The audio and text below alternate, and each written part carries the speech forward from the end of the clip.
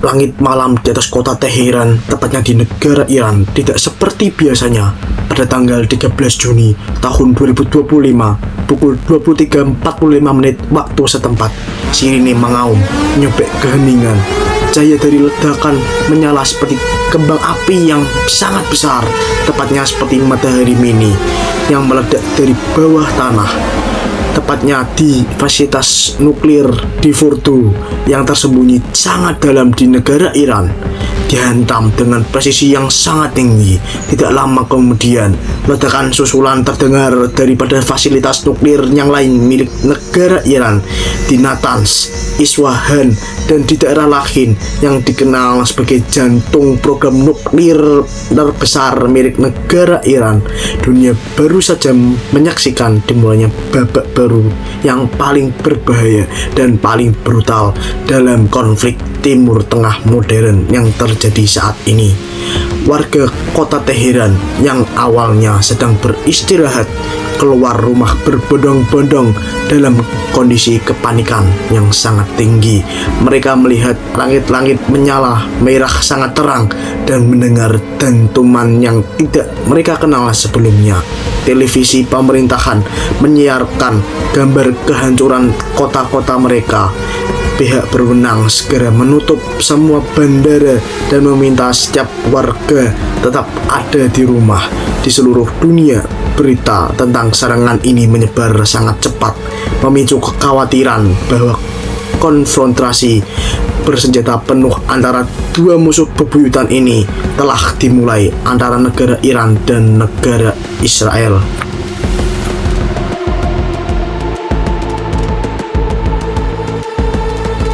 Sebelum kita memasuki lebih dalam antara permusuhan antara kedua negara ini, kita perlu tahu apa sih penyebab mereka melakukan serangan dan apa awal mula mereka terjadi konflik. Permusuhan antara kedua negara ini, antara negara Iran dan negara Israel, telah berlangsung selama lebih daripada 4 dekade yang lalu. Tetapi jauh sebelum itu, negara Iran dan negara Israel adalah sahabat kental.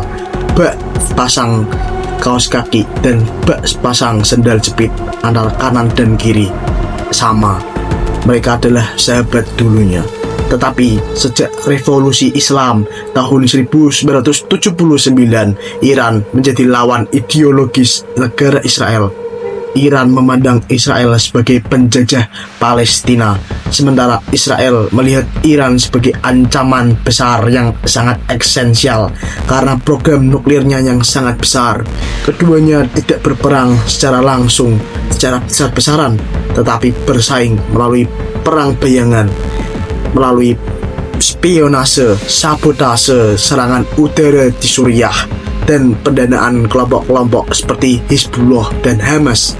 Kecurigaan antara kedua negara telah dipupuk oleh retorika dan insiden-insiden yang mematikan. Negara Israel berkali-kali mengungkap plot serangan yang diklaim dilakukan oleh agen milik negara Iran, sementara Iran menuduh Israel melakukan pembunuhan terhadap ilmuwan nuklir mereka. Selama bertahun-tahun lamanya, banyak pihak berharap konfrontasi ini tidak akan menjadi perang terbuka dan perang hebat. Namun masing-masing tindakan provokatif kedua negara terus mendorong mereka mendekati tepi jurang yang tidak bisa lagi dielakkan.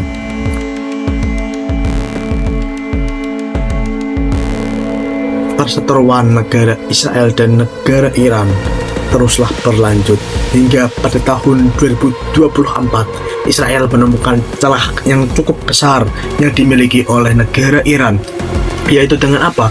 Dengan laporan International Atomic Energy Agency yang menunjukkan negara Iran telah memperkaya dan memperbanyak jumlah uranium yang dimiliki oleh negara Iran hingga mencapai 60%. Meskipun jumlah ini belum cukup untuk pembuatan senjata nuklir tambahan, tetapi angka ini mendekati ambang batas minimum. Negara Israel yang melihat kesempatan ini dan melihat celah ini tidak hanya tinggal diam, mereka mengerahkan Mossad untuk meningkatkan operasi, termasuk melakukan pembunuhan ilmuwan nuklir milik negara Iran.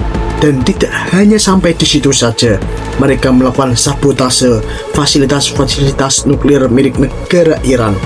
Dan negara Iran yang melihat itu tidak hanya tinggal diam, mereka menanggapinya dengan mempercepat pengayaan dan mengancam akan menutup Selat Hormuz jika terjadi serangan atau mereka diserang oleh Israel. Negosiasi yang dilakukan oleh kekuatan dunia seperti Uni Eropa dan Rusia tidak membuahkan hasil yang nyata. Setiap diplomasi yang dimulai selalu berakhir dengan jalan yang buntu. Ketika negara Iran meningkatkan jumlah sentrifugal canggihnya, dunia pun mulai kehilangan kepercayaan pada pengendalian diri kedua negara ini, yaitu negara Israel dan Iran. Situasi mulai memanas seperti bara dalam abu yang menunggu hembusan untuk menyala sangat terang.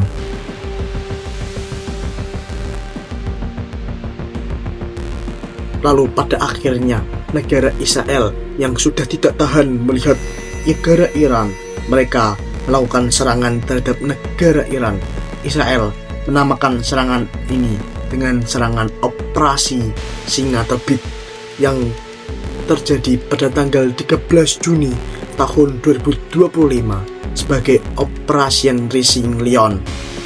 Operasi ini melibatkan ratusan pesawat, drone siluman, dan rudal presisi tinggi. Targetnya sudah sangat jelas, yaitu fasilitas nuklir di bawah tanah milik negara Iran. Serangan ini mengejutkan dunia. Karena apa? Karena skala mereka dan keberhasilannya menembus pertahanan udara milik negara Iran.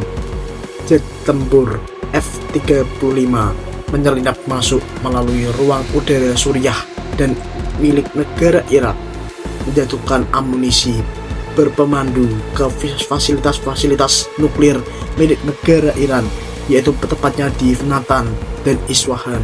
Di saat yang bersamaan pula, serangan cyber diluncurkan untuk membingungkan sistem pertahanan udara milik negara Iran. Dalam hitungan jam saja, beberapa situs nuklir utama milik negara Iran rusak sangatlah parah. Operasi ini menunjukkan kemampuan militer milik negara Israel yang telah diasah selama puluhan tahun untuk menghadapi ancaman-ancaman semacam ini.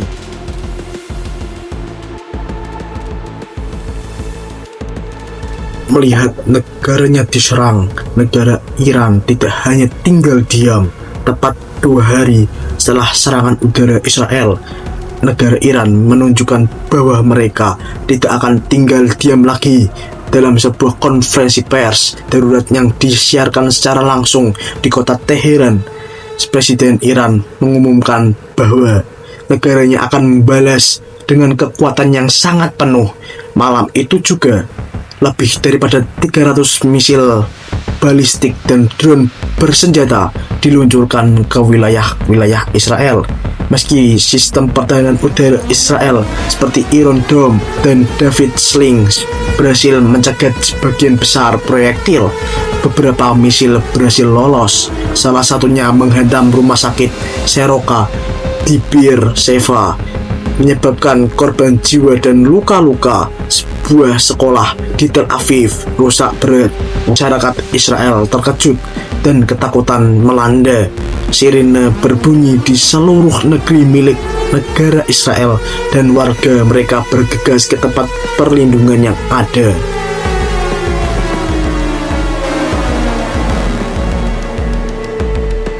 Melihat perseteruan yang terjadi antara kedua negara tersebut yang memanas kembali dan terjadinya serang menyerang antara kedua negara tersebut, akhirnya negara Amerika Serikat sebagai ibu daripada negara Israel tidak hanya tinggal diam. Mereka melakukan serangan terhadap negara Iran. Tepatnya pada tanggal 21 Juni, negara Amerika Serikat akhirnya mengakhiri kebisuan mereka. Dalam pernyataan resmi di dalam Gedung Putih, Presiden Amerika Serikat Donald Trump mengumumkan keterlibatan militer secara langsung dan resmi untuk mendukung sekutunya, yaitu negara Israel. Langkah ini menandai eskalasi besar dalam konflik dan memperjelas bahwa perang kini tidak hanya melibatkan dua negara. Karena apa? Karena negara Amerika ikut bergabung. Amerika Serikat meluncurkan rudal Tomahawk dari kapal perang di Teluk Persia dan mengerahkan bom siluman B-2 atau babi yang menghantam fasilitas nuklir negara Iran di Isfahan dan dekat Qom. Di operasi cyber diluncurkan juga untuk mengganggu sistem komunikasi militer milik negara Iran. Dunia menyaksikan hal tersebut dengan ngeri. Tidak dapat kembali telah terlewati. Konflik kini berubah menjadi krisis internasional berskala besar.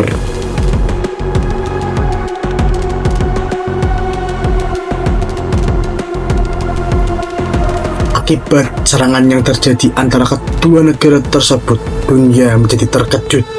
Di sisi lain, di markas besar PBB di New York, delegasi di seluruh dunia berkumpul dalam sidang darurat yang diselenggarakan.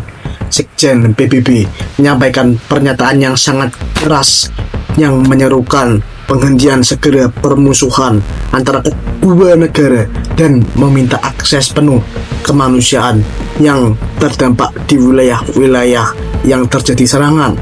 Di luar gedung PBB juga, ribuan demonstran berunjuk rasa menuntut perdamaian dan menyalahkan negara-negara besar karena membiarkan situasi mereka menjadi memburuk dan tidak dapat terkendali. Di sisi lain, di pasar global, reaksi langsung terasa. Harga minyak mentah naik tajam, menembus $120 per barel. Ketegangan di Selat Hormuz juga, jalur utama pengiriman minyak, membuat kapal-kapal mereka menjadi batal melakukan pelayaran karena takut terjadinya serangan kembali. Bursa saham utama dunia menjadi jatuh. Investor memindahkan aset-aset milik mereka ke emas dan mata uang yang lebih stabil. Karena hal tersebut,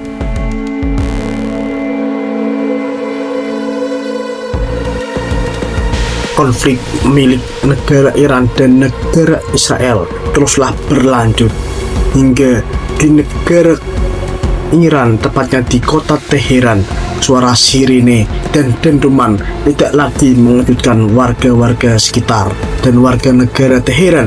Mereka mulai terbiasa hidup dengan bayang-bayang kehancuran.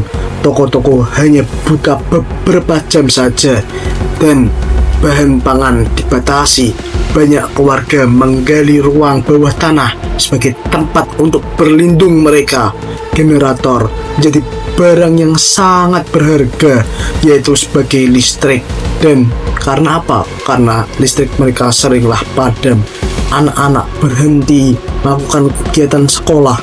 Masa depan terlihat suram karena terjadinya peperangan ini. Di sisi lain, di negara Israel tidak jauh berbeda. Meski teknologi perlindungan mereka yang tergolong canggih yang dimiliki oleh mereka, tetapi rasa takut tetap hidup dalam hati mereka. Mereka takut untuk mati. Orang tua tidak melepas anak-anak mereka keluar rumah. Tentara-tentara dikerahkan ke seluruh negeri untuk melindungi negara Israel. Rumah-rumah ibadah penuh dengan doa. Semua orang berharap perang ini cepat usai dan cepat selesai, tetapi tidak seorang pun tahu kapan akan berakhir perang ini.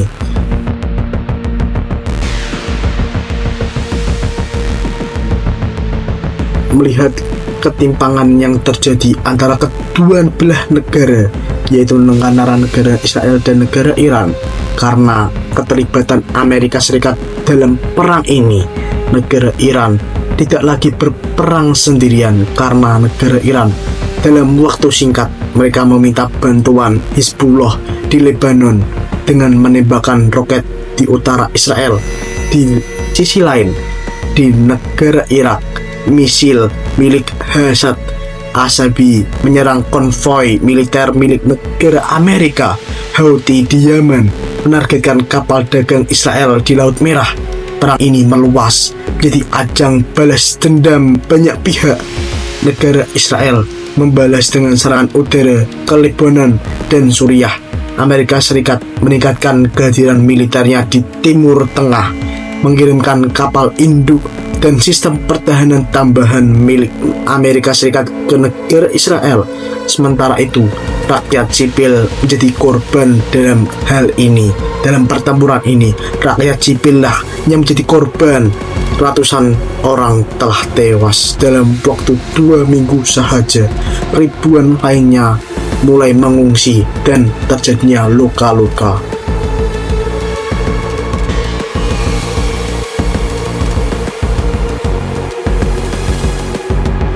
Dampak terjadinya perang antara kedua negara ini tidak hanya berdampak pada negara tersebut yang berperang, tetapi dampaknya secara ekonomi global atau secara keseluruhan.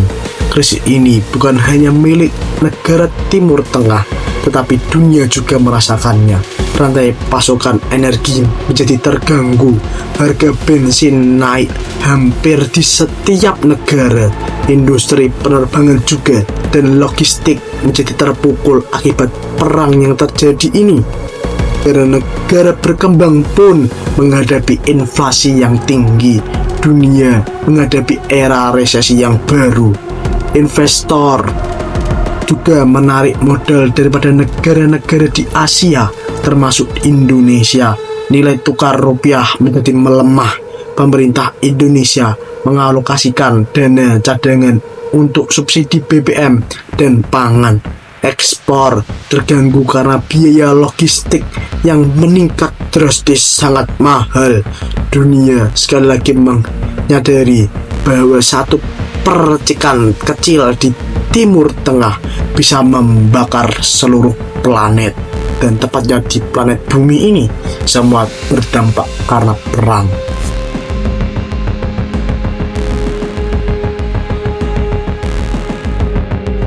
Di sisi lain, akibat peperangan yang terjadi antara kedua negara ini, yaitu negara Iran dan negara Israel, Indonesia melakukan persiapan yang dilakukan adalah Presiden Indonesia menggelar rapat darurat.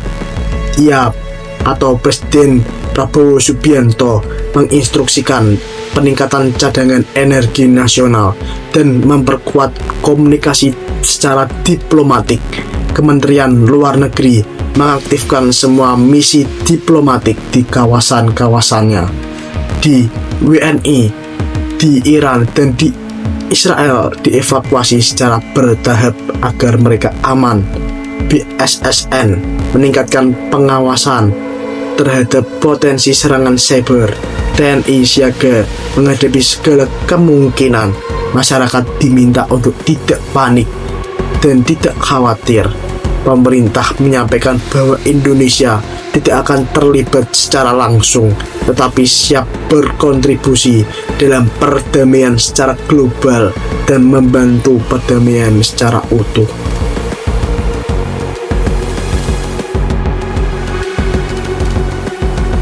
Dan negara-negara yang ada di dunia tidak hanya tinggal diam, mereka melakukan diplomasi.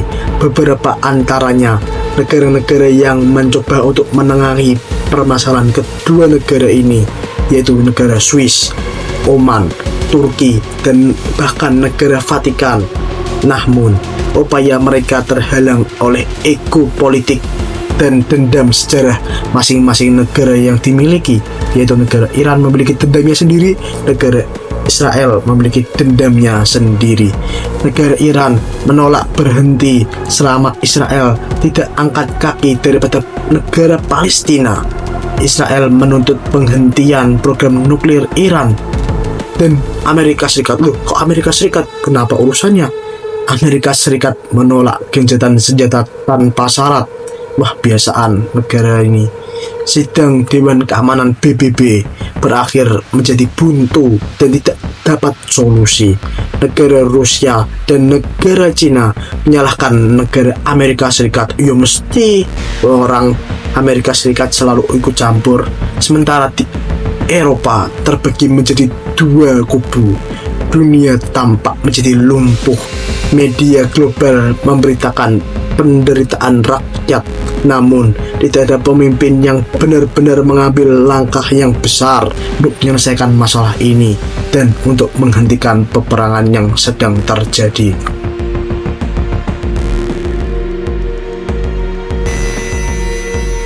Kekuatan dan perang kedua negara ini tidak hanya terjadi di darat dan di udara.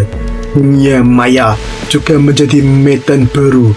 Iran meluncurkan serangan cyber ke jaringan listrik dan keuangan milik negara Israel dan milik negara Amerika.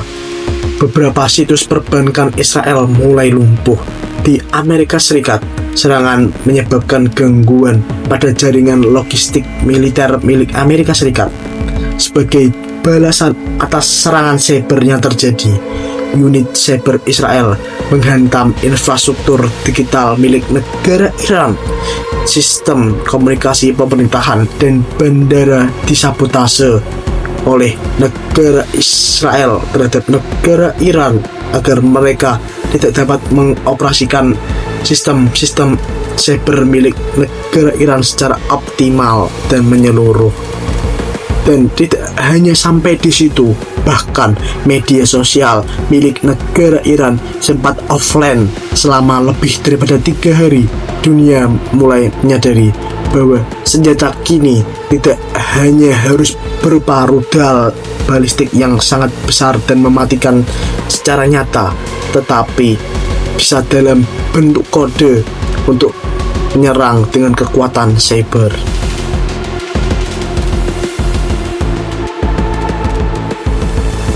Lihat kebuntuan-kebuntuan dalam diplomasi secara global. Negara Indonesia mengusulkan konferensi perdamaian internasional di Jakarta.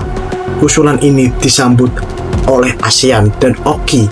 Indonesia menekankan pentingnya menjaga perdamaian secara global dan hak kemanusiaan. Setiap manusia memiliki hak untuk hidup, untuk kebebasan bermasyarakat, dan hidup damai tentram di dunia. Dan dunia pun mulai menoleh pada Jakarta, tepatnya Indonesia. Presiden Indonesia Prabowo Subianto menyampaikan pidato di sidang umum PBB. Kita bukan hanya penduduk dunia, kita adalah penjaga masa depan. Jika kita gagal menjaga perdamaian, anak cucu kita akan menanggung akibatnya. Pidato Presiden Prabowo Subianto ini viral dan membuka ruang baru dalam diplomasi damai antara kedua negara ini.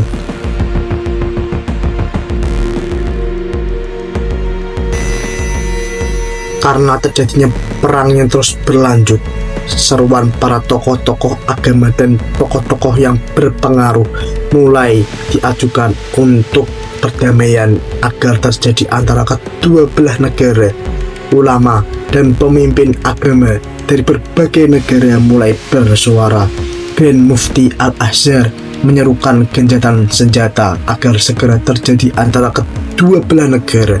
Paus Leo ke-14 mengirimkan utusan ke Tel Aviv dan Teheran. Tokoh-tokoh Buddha di Thailand mulai menyerukan perdamaian. Pemimpin Hindu di India mulai juga mengirimkan suara-suara untuk perdamaian, dan pemimpin Protestan di negara Jerman menyuarakan suara untuk perdamaian dunia. Gerakan Pray for Peace trending di seluruh dunia, dan di Berlin, New York, dan Jakarta aksi damai digelar. Rakyat mendesak para pemimpin untuk duduk bersama untuk menyelesaikan masalah yang terjadi. Harapan mulai tumbuh di tengah reruntuhan yang ada untuk membangun kembali perdamaian di seluruh dunia.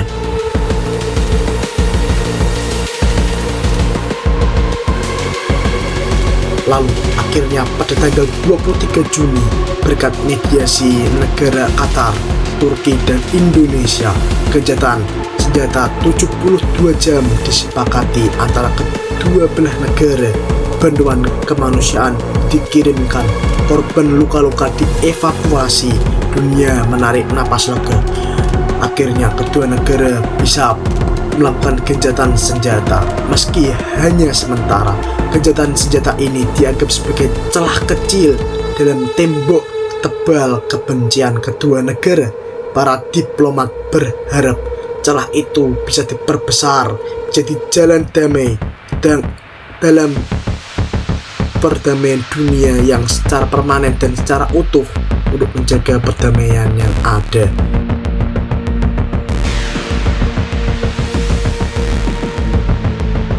Meskipun tembakan dihentikan, ketegangan tetap ada dan tetap tinggi. Kedua pihak masih mempersiapkan perang. Jika gencatan senjata dirasa gagal, dunia masih menunggu apakah perundingan akan dimulai. Banyak analis percaya masa depan tergantung pada kemauan para pemimpin untuk mengalahkan ego-ego mereka untuk perdamaian. Dunia dan bahkan Indonesia terus mendorong untuk melakukan diplomasi secara damai. Tim perdamaian dikirim ke Doha dan Ankara. Indonesia siap menjadi tuan rumah pembicaraan tahap berikutnya. Dunia menaruh harapan pada negara yang tidak punya kepentingan secara langsung, tetapi punya moral dan sejarah untuk memperjuangkan kemerdekaan dan memperjuangkan hak perdamaian.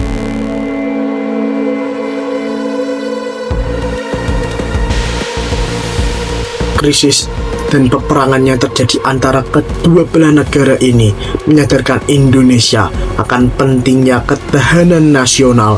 Pemerintah mempercepat transisi energi, membangun cadangan strategis, dan memperkuat sistem diplomasi dan keamanan negara. Di tengah krisis, muncul tekad baru untuk membangun Indonesia yang tangguh dan mandiri. Pemerintah juga menggalang solidaritas dunia Selatan untuk bersatu dan memperjuangkan perdamaian dan keadilan secara global. Di tengah badai, Indonesia berdiri tegak, bukan sebagai raksasa, tetapi sebagai suara nurani dunia tersebut.